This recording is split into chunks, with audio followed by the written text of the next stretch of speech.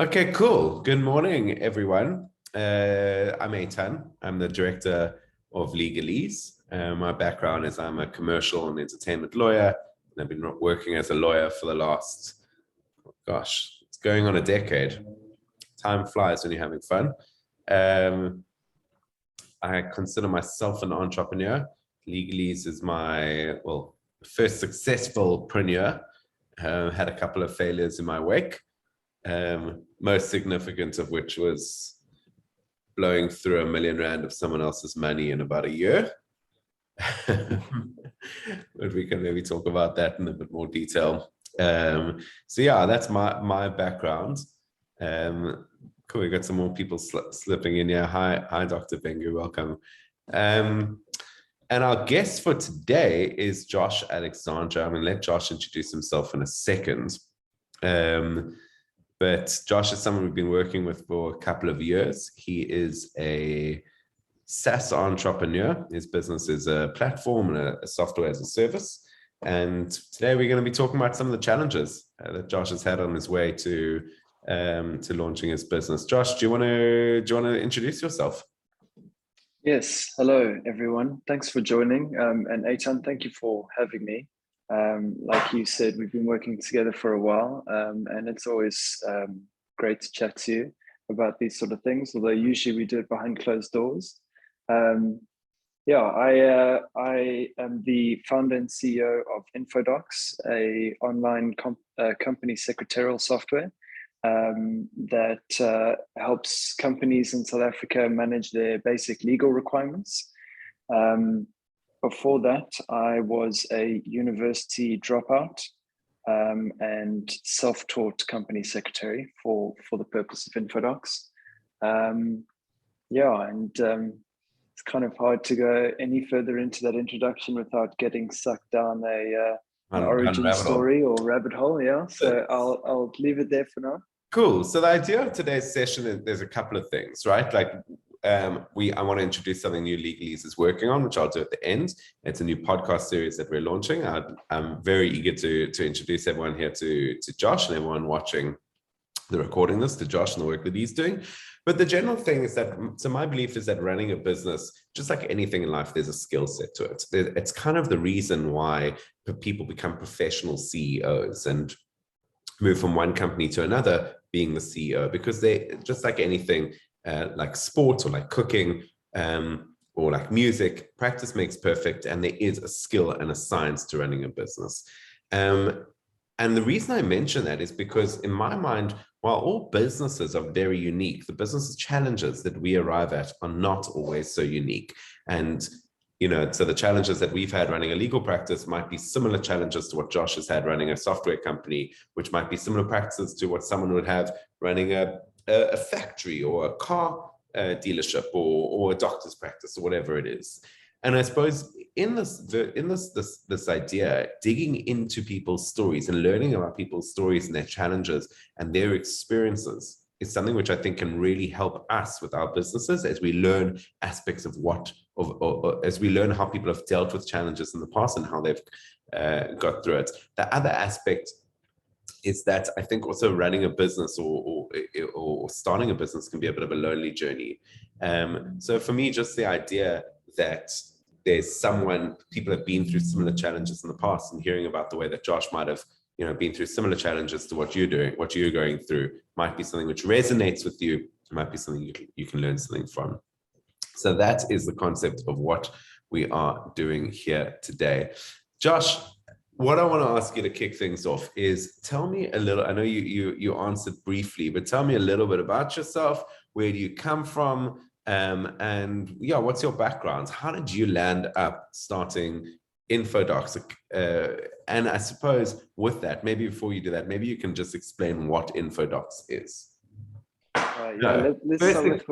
First explain who you are, and then and then what InfoDocs is. Okay, great. So in hindsight, these parts always make more sense. I was born in the UK to South African parents who were there trying to make a fortune for themselves. At the time, my dad was running a .com baby called jungle.com. That was basically the Amazon, while Amazon was still selling books, jungle.com was selling everything from computers to printers to movies to music to Your games. dad was Amazon before Amazon. Yeah, Amazon before Amazon. And basically slightly the wrong name, yeah.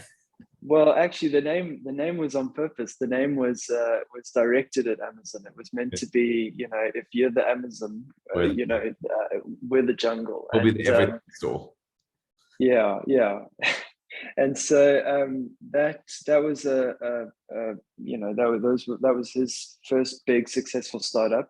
It was sold in a fire sale when the bubble burst, and basically. They grew too quickly. I'm pulling you back. I want to know about you. Pull me back. Yeah. So anyway, I'm born to a father who dabbled in the .com bubble.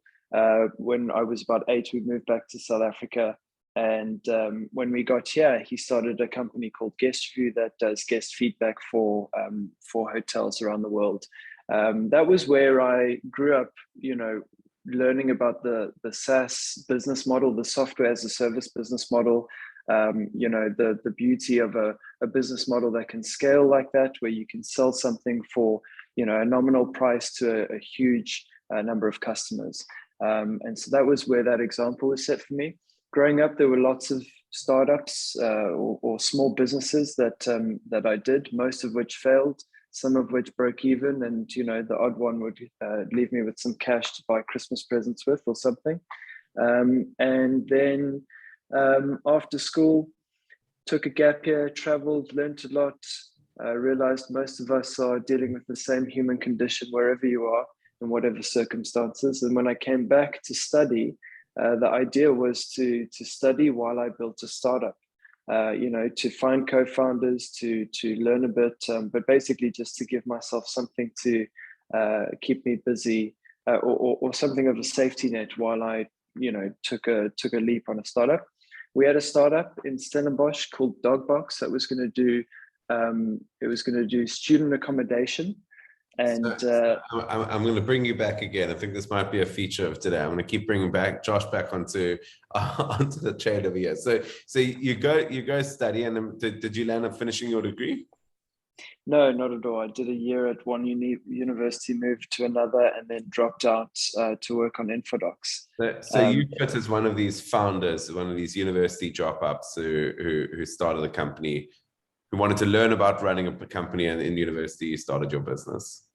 Yeah, absolutely. And dropping out is the easy part. I guess, everything that comes after that is the hard part. Exactly. And I've been working. Yeah. So tell me briefly, what is InfoDocs? What does InfoDocs do? InfoDocs is what we call a company secretarial software. Basically, when you register a company in South Africa, InfoDocs will help you manage all of the compliance requirements, everything from registering it properly to creating the right registers, and managing those registers as the company grows and matures. Okay. And so as a business model, how does it operate? I mean, who are your customers? How do they approach it? Like how does it work? So InfoDocs follows the SaaS business model, software as a service. It's a self sign up, click to upgrade. All of the services and the features that it offers, you can use by yourself without any help. A little along the lines of Elon Musk's adage about if a product needs a manual, it's broken. That's how we think about InfoDocs. It's meant to be simple and easy enough for anyone to use themselves, whether you're a business owner or a professional. But there's an interesting dynamic in the market where every business owner loves seeing all of this information, having all of these docs, and ultimately, feeling confident that their company is compliant. So they love InfoDocs, but it turns out that the professionals are the ones who really manage those compliance requirements. And so they're ultimately the ones paying for InfoDocs at the moment. So that's the accountants, the lawyers who are using it for their clients. Yes, yeah. So Josh, I mean, so this idea of company secretarial software, I mean, with all due respect, this isn't like for most people in their early 20s going and at varsity, this company's compliance is not the first thing on the front of their minds. I mean, it's not it's a very serious idea. So I mean, without going into the full story of how you came up with the concept, I suppose my question is what comes first for you? Do you believe that is it important for you to come up with a concept that you believe in for a startup and then find the audience for that? Or do you think people should start with identifying where there's an audience, where they think there's a market, and then building a concept around that audience? What do you think comes first for someone conceptualizing a business? I don't think it's so much about what comes first, but what a really important ingredient is you really need to be able to believe in what you're doing and the kind of consequences or impact of building a business like that. For me, it was empowering entrepreneurs. If I philosophize about the role InfoDocs plays in the wider South African economy, automating legal requirements, making it easier to be compliant, all of that is good for the business owners in South Africa. It's good for the companies and even the government, who's trying to make sure that every registered business can be trusted to do business with. So making that easier for them ties into what I believe philosophically about entrepreneurship and creating value in a community and in a country. So I think it's really important that the underlying motivation for the business aligns with your personal philosophy. 100%. You're going to start something which you believe in, which aligns with you. Josh, tell me something. I know we talked about this in the early years of InfoDocs.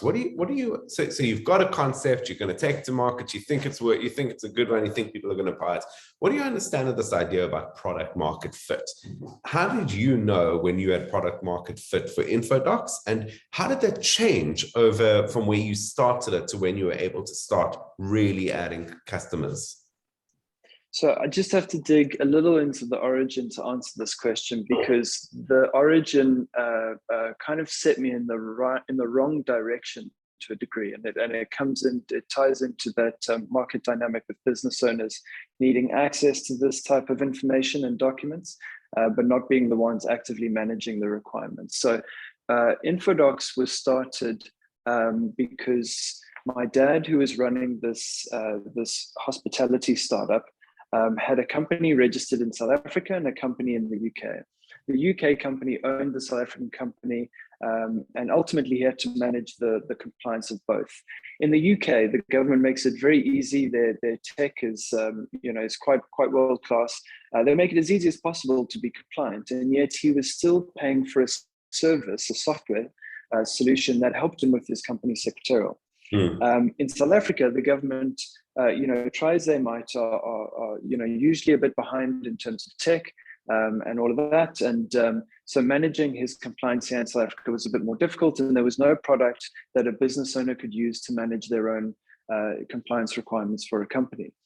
So he was the one who said, if you took this UK example and applied it to the South African market, I think you would be creating a solution that's really important, really valuable, and that a lot of companies, every business owner in South Africa would need to manage their compliance requirements. So I had a business owner telling me to build a company secretarial solution. That was where it started. And when I went out, I would go door to door with mock-ups. Before InfoDocs, I would have considered myself a designer, maybe a software designer, but just a designer in general. I'd show these mock-ups to business owners who would love what they saw, who would tell me, I've never seen all this information in one place, but I don't know what's needed. I don't feel confident managing my own legal requirements, compliance requirements. You should speak to Mandy, my accountant. And when I'd heard that from about 10 different business owners, I went to Mandy, and that was where I learned about this dynamic between business owners and professionals. Someone who's really gotten this right in the past is Xero, the accounting software. And Are you saying there was a process for you in going and actually speaking to people in the market? You had an idea, but you needed to actually test this out with business owners, and then what turned out to be your customer, the accountants, before you understood if there was any sort of product. Yeah, absolutely. And I could probably, sum it up by saying that this was all being driven largely by the business plan. I wanted to put together a business plan, but for a business plan, you need to know, price, product, market, all those types of things. And so I'm asking myself, what could I charge for this? And instead of sitting there and just pulling a number out of the sky, I went to a business owner, showed them an early mock-up and said, what would you pay for this? Sure. And they told me, I wouldn't pay for this because I pay a professional to manage this. And I don't feel confident, replacing the professional with the software. So for you as a business owner, you say, cool, well, there's the opportunity. Let me go speak to those professionals. So cool. So let's move on to that. I wanted to dig into a bit of the practical aspect of so you got this concept, you're walking around with your mock-ups. How does one start a business? What is day one for someone in starting a business? And then I suppose moving on from that, what's day two? So you're walking around with your mock-ups, you're speaking to people, your idea is fleshing itself out. What's next? Yeah, so I think something to point out that's quite important is we always knew this was going to be a product-led growth business, right? This was going to be a SaaS model, self-sign up, all of that. I didn't want to be doing each sale one by one.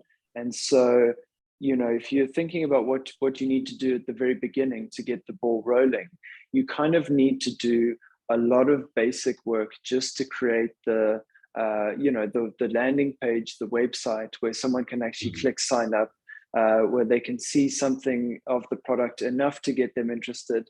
And so if you think about that very first landing page you need to put together, there's a logo, there's a slogan or a summary, there are features being spoken about, and there's a process to actually get going with this solution, right? All of that needs to be worked out. So I think I spent day one working on the logo, coming from a design background. Day two, I hired one of my dad's old programmers to come and start working on the product, and gave him as much high fidelity, detailed mock-ups, plans, roadmaps, for him to get cracking. Yeah. And I'll say that for the first year in a SaaS business, your business is your product, and if you don't have a product, you don't have a business. Totally. If I think back to the early days in Legalese, the first month of Legalese was putting together the website. And I didn't realize it at the start, but that process of putting together the website, refining your concept, putting together your pricing, identifying who your clients are, figuring out the branding, that was building the product. And so it took me a month, and it was one of the most valuable months we've had. Tell me something, Josh. You have a technical business, right? It's a SaaS-based business. Do you need to be a technical person to start a technical business? Do you need to understand how to program in order to start a SaaS business? It's a really good question, Eitan. And I don't necessarily think you need to be a technical person when you start, but you need to be technical to run a technical startup. In fact, we're in a position now where I've since learned to program.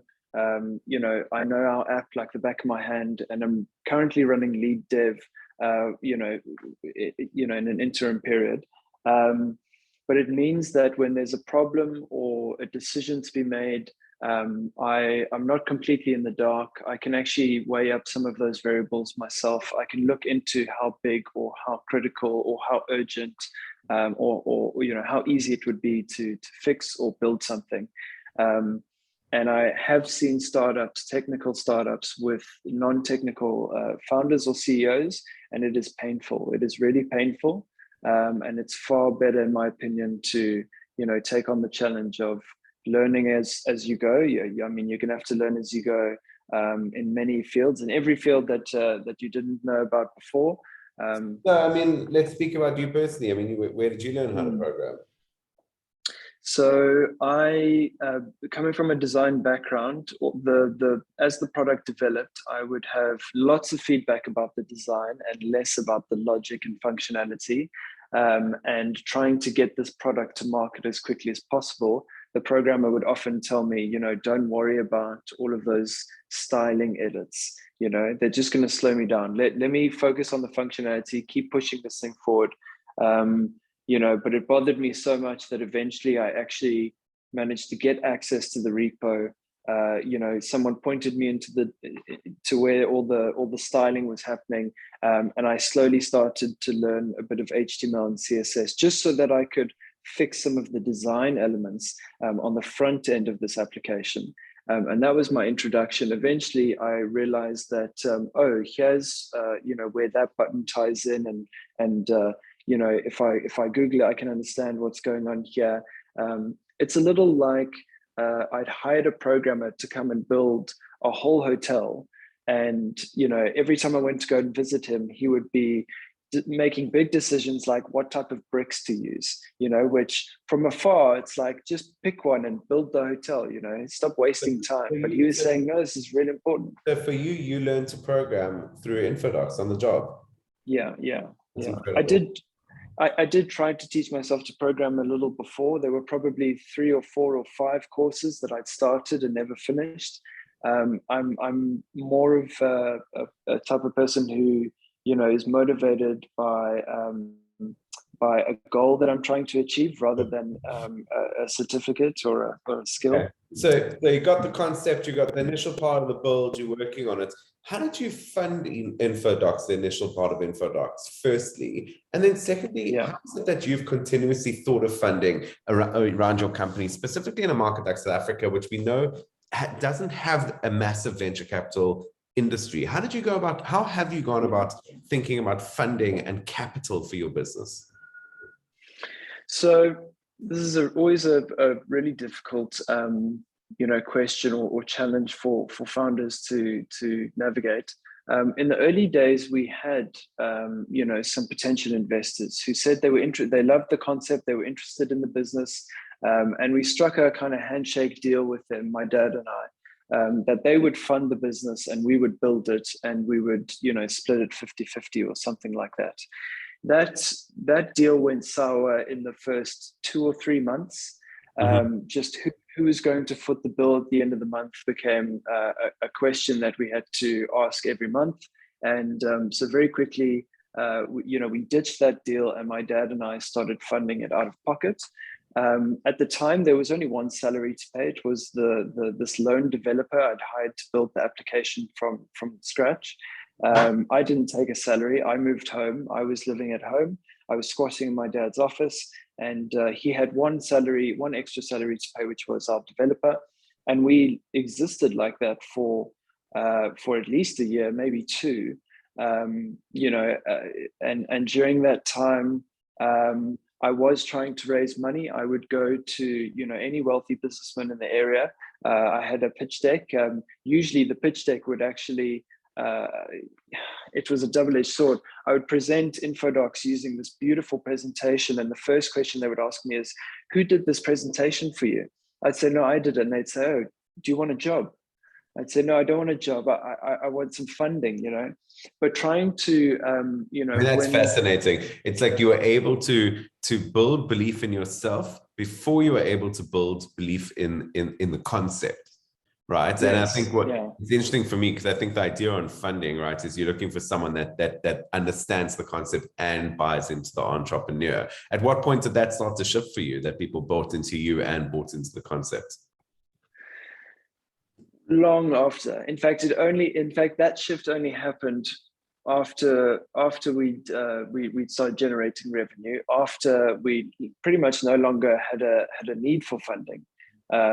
In fact, it was only really when, you know, I said we have no need of funding that you know, these early investors I was pitching were interested at all. Yeah. Okay, fascinating. So you got your funding and you're starting to build. I'm going to jump forward a little bit. How did you go about recruiting your first team? So you had your initial developer who was on loan from your dad, and there's you. How did you go about building your team, and how have you thought about the team since then? So, like, what is it that you think about when you build your team? Yeah. So I actually saw it said the other day, I think it was by one of the Jubers from Offizen, that CEOs or founders often develop into glorified recruiters, right? Like that at maturity, that's what your job will be. I don't think we're there yet, but I do appreciate that the world of hiring is far greater than what I've been exposed to. So I can only speak to what we've experienced so far in our kind of 4 or 5 years. But during that time, we have hired everyone from our customers. That has always worked well for us. We build company secretarial software for professionals to use to serve their business owners. We worked very closely with professionals to get the product to where it is. And so our first hire, probably the best hire we ever made, was one of our early customers who saw the benefits of InfoDocs and the value, and who was going through their own personal journey, figuring out what they wanted to do. And so they came and worked at InfoDocs for a year, and created huge value while they were here, and brought a lot of value and a lot of experience to that role. After that, it's been about looking for whoever's in the area, if it's the type of job that you need to spend a lot of time face-to-face communicating, as quickly and efficiently as possible. And most of those people have been young because we're a technical business, young because they are kind of malleable and trainable. And it just so happens that most of the youngsters we have hired are also interested in either the accounting side of InfoDocs or the legal side of InfoDocs. So we now have a support team. It's kind of become our MO to hire support people who are studying either company law or accounting through UNISA on the side or whatever it may be. But yeah, we've hired a bunch of young, bright all-stars. That's incredible. And as you grow, do you think that because it seems like you've taken a bit of a different approach to hiring that a normally company would, well, that other companies would do. I don't want to say a normal company, that other companies would do, who would identify a role, put an advert out for it, and hire the most experienced person that they can afford. You guys have had an ethic around it. You've thought about it differently. Do you think you'll keep that as you grow and you have more capital to spend on hires? Do you think you'll keep that ethic, or will you start to go straight to the top and hire the most expensive person you can, or the best person you can afford? Yeah, I think you're right. I think it's an ethic, and I think it was natural for us to approach it that way because we were a bootstrap startup, right? How much we could afford was always a hard question to ask ourselves, because it was, how much money are we willing to bet on this person, right? And so it was always kind of as little as possible, and as much as they need. And hiring a youngster with no experience and a lot of potential, if you get that right, it works out really well. They create the value before, or as they grow and develop within the company, and you begin to pay them more. So that worked really well for us. Yeah. And then Josh, as you've grown, how have you thought about your role in the business? So you said earlier, which is really interesting for me, it's like for bigger companies, the CEOs become glorified recruiters. How have you in a company, how has your role changed? And where do you assign yourself in the company? And how do you think about where you assign yourself? Is it the tasks that need you most, the stuff you're most qualified for? Is it the stuff that no one else wants to do? How do you assign what the founder does? Yeah, it's usually determined by what's missing in your team. I think the best founders, at least the ones that I've had the privilege to meet and talk about this with, the best founders delegate themselves out of a job, right? And it almost becomes their MO to take on a task, learn it as best they can, to fill that role as best they can. And then to either turn it into processes that can be run by someone else, or, especially in a technical company, you can often automate those tasks, right? You can build a program or a script or a bot that does the work for you. And I think we're starting to see more and more of that. I think that's kind of becoming a bit of a trend with startups to to actually take pride and to almost brag about what they're able to accomplish with such a small team. And so, yeah, all of this ethic has been driven by the fact that we were bootstrapped, but also the fact that we are trying to, have as big an impact as we can while keeping the team as small and efficient as possible. So I would assign myself wherever I was needed and very quickly look to, either automate a process or delegate those jobs, and that's going to keep happening. I'm lead developer at the moment. As soon as we're done with this next big phase of development, I will go back to sales, and if I can find a head of sales, then I'll appoint them and leave them to run the show and go start recruiting. Yeah. So Josh, we're jumping forward again. So you've got your team, it's up and running.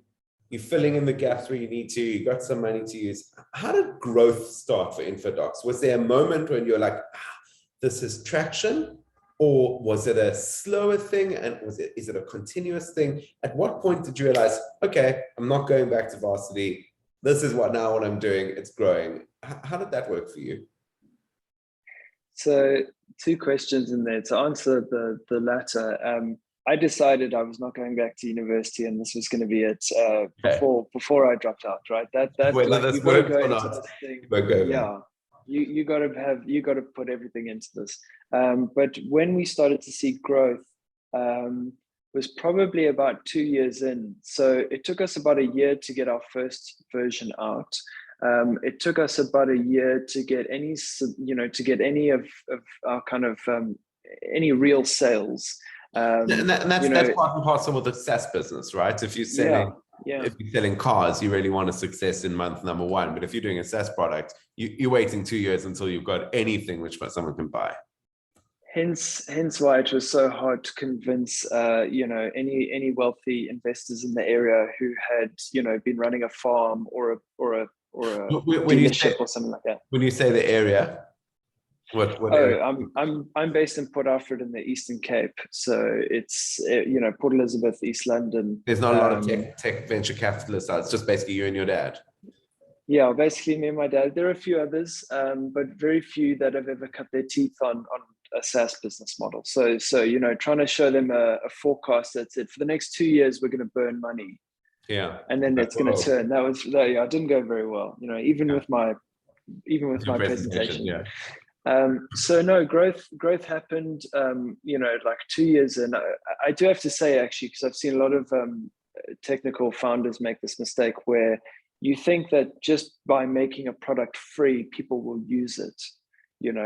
And it really doesn't work like that. A product needs to give, especially a software product, it actually needs to give you value in order to use it. It doesn't matter what the price tag is. In fact, pricing is a very interesting discussion that we'll put to one side for today. But it took us a year to get from V1 to V1.1 that people were willing to pay any sort of money for. Gotcha. I actually remember putting together an investors report, and we'd had some seed investors come in. I'd convinced some friends and family and my old maths teacher to put in probably the same amount of money they were willing to bet on Bitcoin in the early days. I once had an investor go like, this is Bitcoin, cool, I'll give you some money, but it's probably not going to come back. Has to put that same amount of money into Bitcoin. You probably put more into Bitcoin, to be honest. And it would be very interesting to look at which one has given him a better return, to be honest. But I remember putting together a report and looking at our meager sales and wondering whether I could count the one sale that was still in the works. And my dad went, yeah, count it. And I had a weird feeling about that one. And sure enough, 2 months after I sent the report, that sale never went through. That revenue was never actually collected. And so when I had to do another report, I couldn't count that one. And it was like, I was trying to show progress, and it was really hard to show that we were making progress. Was really slow. Growth was really slow for the first 2 years. And then what happens after 2 years? Was there a meaningful change in that? Yeah, after 2 years, we had a product that we had been kind of wise and humble enough to, to learn from customers what it needed. I say that, there's a can of worms there that I could open about customer feedback and, how to handle customer feedback. It's not just do what the customer says. It's more like, yeah. Okay, so I saw someone sum this up really nicely on Twitter the other day, a guy from Y Combinator saying, customers are really good at understanding their pain points, but they're not very good at suggesting the features that will solve those pain points, Sure. right? So every time I walked into an accounting firm to show them InfoDocs and ask them what they thought, they would ask me to build them about 10 more features. And most of those were so specific to their business and what they were lacking in their tech stack or their processes that I would have to say no to 9 out of the 10 and take the one that was being echoed by another accounting firm. And on top of that, we were trying to walk this fine line between building specifically for professionals and building for business owners. I always wanted InfoDocs to be able to solve the original problem that my dad had, which was to manage his own compliance requirements, not being a professional, not knowing, company law and stuff like that. So being able to say no and still solve the pain points, that was the trick. So after 2 years of slow growth, if you are wise and humble enough to have gone through that feedback cycle over and over again, you have a product that actually solves a pain point, and it's solving it better and better every day. And so the growth just starts to get exponential. Every day there are more people looking at your product that resonate with that pain point. And I think that's an interesting thing about a SaaS model, right? This long period of figuring out the product, speaking to people, pricing, etc., where you're not and burning through cash. You then get to an inflection point, and at that, not only do more people resonate with it, but because it's a SaaS product, your profit margin just skyrockets as well. Yeah, absolutely. Yeah. So, I mean, Josh, and then kind of just steering to a close. And at this point, I just want to invite anyone who's listening, if you have questions that you want to ask Josh or myself, or points that you want to add to this discussion, please pop them in the chat or the Q&A. But Josh, you've mentioned a couple of times, there's been different attitude things that you've mentioned. You said, you decided when you were starting that you weren't going to go back to university, which is quite an arrogant, confident statement. You also said a minute ago that part of what you need to be successful is the humility to actually listen to people's feedback and see where you've been wrong, or see that you didn't know what the answers to start with. So there's some aspect of real confidence and real humility in that. I suppose my question to you is from an attitude point of view. What do you think that the attitudes, the attributes that you've had, or that you think a founder needs to have to be resilient in growing a business, not just starting it, but growing it? Can you give any thought to that?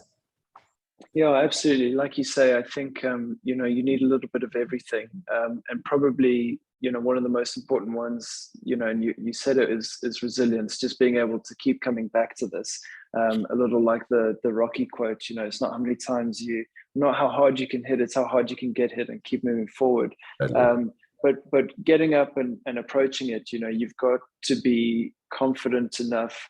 You need to believe in yourself. You need to believe in the product and the business that you're building. You need to be arrogant about it to a large degree, and you need to be stubborn enough to see it through. But at the same time, you need to take a huge amount of feedback and a huge amount of input from other people, and you need to be able to digest that and to hear it for what it is. I actually cut my teeth on this one, or bumped my head on this one early on when we were working on Dogbox in Stellenbosch. There was a family friend who saw me and I was pitching him, and he tried to give me some feedback, and I told him why that was why we would disregard that, why it wouldn't work or whatever. And later heard from my dad that he'd spoken to him and said, man, Josh, he's working on this thing. He's putting so much time and energy into it. It's fantastic, but boy, you can't tell that kid anything, because he's so stubborn and he's so arrogant. And my dad said, I said that to my dad. My dad passed it on to me, and he said, look, I'm not saying he's right, although he probably is. Just hear it for what it is, and apply that feedback to your personal attitude and approach. So yeah, you need to be arrogant and you need to be confident, but you need to be humble enough to learn from other people. You know, whether they're investors or customers or whoever. It's a difficult balance, but it's super important. 100%. If I think about myself in running a business, you know, it's actually very similar to what I think about like relationships, right? It's like, where does one do the work on themselves as a person? You do it in the context of a relationship with someone who can like mirror issues back to you, mirror your personality back, like give you the feedback in a loving way. And the reality is with a business, you are, look, there's probably lots of types of business owners out there, right? For lots of types of businesses. My experience, this idea of constantly taking feedback from your clients, from your staff, from your suppliers, and using that to adapt the way that you work on a daily basis and work with people. In my experience, has made me a better business owner. It's made me a better manager, leader, and business owner. Absolutely. And just to add to that, you know, you need to have the self-awareness to also see your own ideas and your own suggestions as just more ideas and suggestions. You know, you can't value those ideas and suggestions above an employee's or a customer's. So being self-aware enough to manage that as well. I think both me and you have grown up in an era, or maybe because neither of us have worked for a corporate, which is that I've never known any other corporate culture other than the one which says every person you've hired has been hired because they're smart. So if you're not listening to them, what are you doing? Whereas I don't think that's certainly not the corporate way to go about it. And I imagine as less and less people are growing up in a corporate era or working in corporates, that attitude is going to infiltrate to more businesses. The other thing which you've reminded me about, which I was thinking, I was having a conversation just yesterday with an artist who says, you know, she was saying, well, listen, she can't exhibit her work because of X, Y, and Z, and because of this, and no gallery or table. And I said, look, on your journey, there's going to be a lot of people that are going to say no to you. Do you have to be one of them? You know, like really, you can just be the one person that's not going to say no to your thing. So I do think there is some arrogance in there. One of the questions we got here, actually from Kyle, one of our team, is what is the biggest long-term challenge for InfoDocs, and how do you plan to overcome it? It's a great question. I think long-term, a challenge of ours, and it's super specific to our market and our niche, is changing the way that professionals and business owners work on company secretarial requirements, right? We're moving into a market where historically the professionals had an internal software solution that they used to get this work done, and what the business owner received at the end of the day was a stack of documents, right? Share certificates, registers, registration stuff, whatever it is. Now we are trying to create a platform that gives both business owners and professionals access to both tools and resources, to manage the company secretarial stuff. And some professionals do not like that because it is disrupting, the knowledge gap that they were charging for. Yeah, so it's interesting. Your challenge has not just been selling a concept, but it's been selling an industry essentially. Really, you've taken on a big challenge. You're not a doctor saying, listen, we can help cure a disease. You're going and saying, listen, here's a disease, here's where it's been going wrong in the past, we can cure it. And I think with that, there's absolutely a lot of like connecting with the purpose of why you do it. Josh, last question from me. When we spoke about, when I asked you to do this, because and the reason I did is so after we finished, I'm gonna tell everyone about our podcast that we're launching. I said, I wanted to speak to you about how you've grown a startup from, your bedroom to being a success. And you kind of laughed and you said, I'm not sure we're a success just yet. So maybe that's the sort of quality that keeps driving you. But my question is at what point will you be a success? What do you consider to be a success for yourself and for InfoDocs? Yeah, that's a really good question. I'm going to take it back to kind of the attitudes that you need to build a startup, and that most important one, resilience. If you define success as, a destination that the startup might only achieve in 5 years if all goes to plan, it's going to be a really hard, painful journey. For me, I realized early on that working in and on startups is great, and I much prefer it to the corporate life that you and I have both avoided. And so, yeah, for me personally, success is working on something that I can brag about. There's that arrogance, but I've humbled myself a bit by defining, what it is I want to brag about into something I'm proud of, right? Which means it needs to be work I'm proud of. It needs to be something I've poured time and energy into, and I'm proud of the quality. And it needs to be something that people love, which also helps with humbling me to the point where I can listen to customers and actually pay attention, actually, learn from them. So I've been successful the whole time, that I've been working on InfoDocs, because this is actually what I want to do. And I think that is a very important way to look at it, right? It's like if you view success as this one-day milestone, I promise you it keeps changing, because your goals and your aspirations keep changing and your expenses keep growing. But success needs to be an ongoing thing. One of the things that I've always considered as success is I take amazing amounts of pride in the amount of salaries we pay. Like, I love the fact, and it's daunting, but I take pride in how many people pay their rent or their bonds or eat because we get up and do our job every day. So with that, every day, every month on payday, it's a massive success story for me. And that's something which for me as a business owner, I've always really connected with. And who knows what happens in the future, but that thing I'm always going to have as a feather in my hat and be proud of. Lauren from our team, we've got our team interacting with us a lot. Lauren said, ask when we're going to get cookies again. InfoDocs cookies. And maybe just to tell that story, Josh came past our office in his last trip to Cape Town and bought us cookies. And I think it's an interesting one, Josh.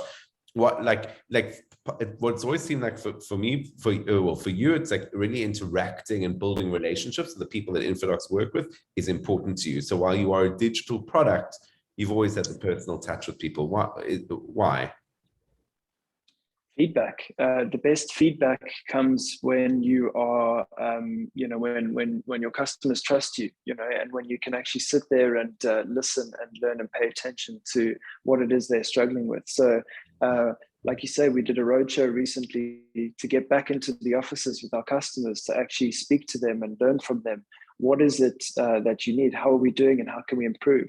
That feedback is invaluable, and it's well worth the cookies. Lauren, I'll bring you some more cookies on the next roadshow later this year. It's the message I've just kept hearing from you, Josh. Feedback, and that's the only way you make small improvements. And I recently gave feedback to a business owner, and I said to him, "Do you mind if I give you some feedback?" And he said, "Look, and it's a real gift because it's going to help me improve." And it's something which I've really taken to heart for myself. Feedback is only going to help you make your business better.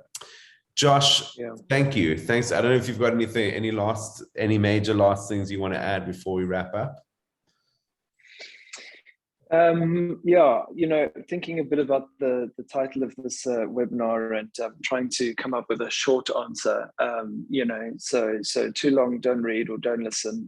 What it takes to build a startup, it takes a little bit of everything. You're going to learn a lot, and it's going to take longer than you think. So you're going to have to learn to be patient, but also quicker than everyone else. And it's also going to take a lot of love and passion and a lot of hard work, but in the end and along the way, it'll be worth it. So that's my advice to anyone thinking of starting a startup. 100%. This country needs 4 million jobs or 1 million entrepreneurs. So let's be one of them. Thanks, Josh, for joining us. The thing I wanted to introduce to everyone just before we wrap up is we've been doing this webinar series for almost 2 years now. Once a month we do a webinar on an interesting topic. What Legalese is launching next is a podcast series. It's a little bit different to this, where we generally in this focus in depth on a legal topic for education. What we're doing now is launching a podcast called Big Fish Stories. It's small business stories with big relevance to the world around them. We're going to be interviewing entrepreneurs, artists, sports people of influence around South Africa who've started a small concept and grown it into something big with big relevance to the communities around them. And through that, we're going to learn messages and lessons for our businesses. It's getting launched in the next couple of weeks, so watch this space for more information about it. And while this conversation is not going to be one of the initial podcasts, maybe we're going to deep dive in season 2 with Josh into some more details about his journey. Josh, thanks so much for joining us. Thank you so much for having me, Eitan. It's a real privilege. Cheers. Cheers, everyone. Thanks for joining us. We will see you next week. There's a newsletter that goes out with information about the webinar. If you're keen for more details, join that newsletter, and we will see you soon.